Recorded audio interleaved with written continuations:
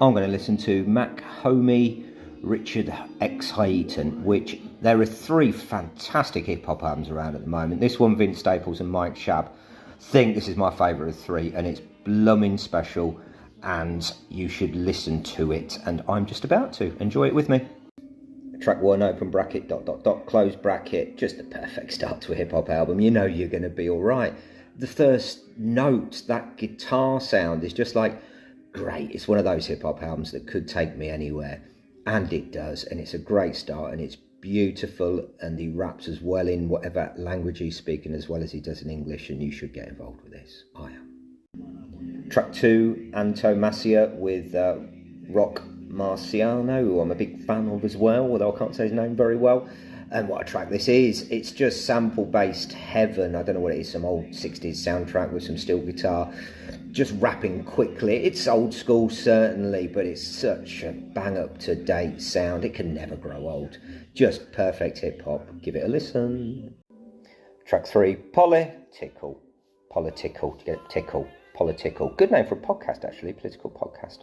Put that one in the bank. With Drea Denner, who sounds like she can sing, like anybody. She is fantastic. Really good song. It's like 4 songs in one. Like many of his songs, you go in so many different places. It's such a great journey. And track 3, and already not bored for a split second. Track 4, Sunjay, or Sunj. It's like he got everything that's good about hip-hop.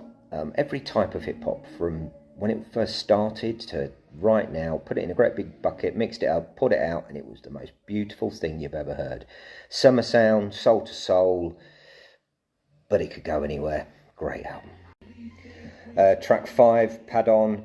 I'm going to have to start mixing these tracks a bit because there's a lot of tracks, but you just got to say the same thing about any of them. They're all brilliant. This is Dr. Dre. This feels West Coast, car, top down, going through, banging, brilliant piano loop, a little bit Kendrickish in there as well, but what a sound, what a geezer. Track 6, Empty Spaces, take the beat away, just have a fantastic atmospheric sample where you can really appreciate the rapping. Great song. And 7, Sur Le Point de Vision, apologies, is like Jurassic 5, really. It's but bang up to date. There are so many good influences here. It's like, as I said earlier, all my favourite bands in hip-hop all at once. Such nice production, such a nice sound, such a nice journey.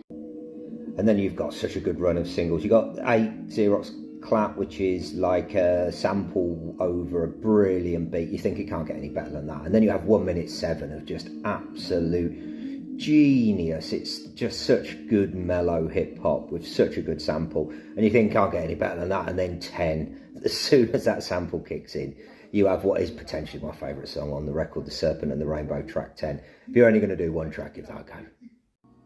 Tracks 12 to 15. Track 12, Richard Hayton seems to be the hit. You can see why. It's a nice summery vibe that's lovely.